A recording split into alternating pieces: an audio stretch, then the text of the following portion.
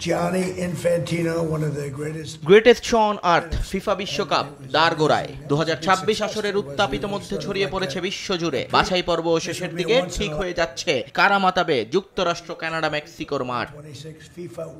আগামী বছর জুনে শুরু হতে যাওয়া ফুটবল মহাযজ্ঞের সাক্ষী হতে ইতোমধ্যে টিকিট বিক্রি শুরু করেছে ফিফা। কয়েক দফায় 50 লাখ টিকিট বিক্রির দাবিও করা হয়েছে ফুটবলের নিয়ন্ত্রক সংস্থা থেকে। তবে টিকিট কাটলেও যুক্তরাষ্ট্রের ভিসা নিয়েছিল সংশয়। এবার সেখানে বড় সুখবর পেলেন সমর্থকরা। বিশ্বজুড়ে যুক্তরাষ্ট্র দূতাবাসগুলোকে ভিসা কার্যক্রম সহজ করার আদেশ দিয়েছেন ডোনাল্ড ট্রাম্প।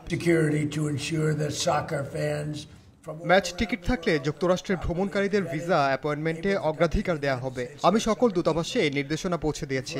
ম্যাচ টিকিট ফিফার বিশেষ পাস বলে বিবেচিত হবে। যাদের হাতে এই জিনিস থাকবে তাদের অ্যাপয়েন্টমেন্টের জন্য লম্বা সময় অপেক্ষা করতে হবে না।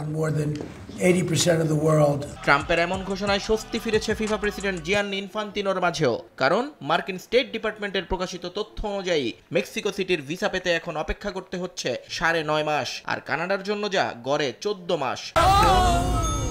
ডেন্টিস্টের পরামর্শ নাও নতুন Colgate active salt. FIFA pass. এই ফিফা পাসের মাধ্যমে আমরা নিশ্চিত করতে পারবো কারা আসল ফুটবল ফ্যান। ম্যাচ টিকিট সেটাই ঠিক করে দেবে। আমি চাই সমর্থকদের যেন কোথাও বিপাকে পড়তে না হয়। যুক্তরাষ্ট্র আজ যে ঘোষণা দিল তা বিশ্বকাপ আয়োজনকে আরো সহজ করে দিল।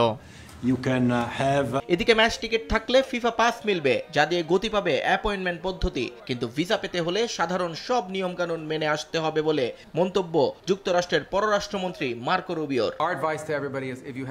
আপনার টিকিট ভিসা নয়, এটা দিয়ে যুক্তরাষ্ট্রে প্রবেশ করতে পারবেন না। আমরা আগের মতোই নিরাপত্তার বিষয়ে কোনো ছাড় দেব না। তবে যাদের কাছে টিকিট থাকবে তাদের সাক্ষাৎকার দ্রুত নেওয়ার ব্যবস্থা করে দেব। যদিও সব দেশের নাগরিকের ক্ষেত্রে এই নিয়ম থাকবে কিনা সে বিষয়ে কোনো মন্তব্য করেনি ট্রাম্প প্রশাসন। বিশেষ করে যেসব দেশের নাগরিকদের যুক্তরাষ্ট্র ভ্রমণে আংশিক বা পুরোপুরি নিষেধাজ্ঞা রয়েছে তাদের বিষয়ে এখনো কোনো সিদ্ধান্ত নেয়নি তারা। নিয়ন মুহাইমিন, সময় সংবাদ।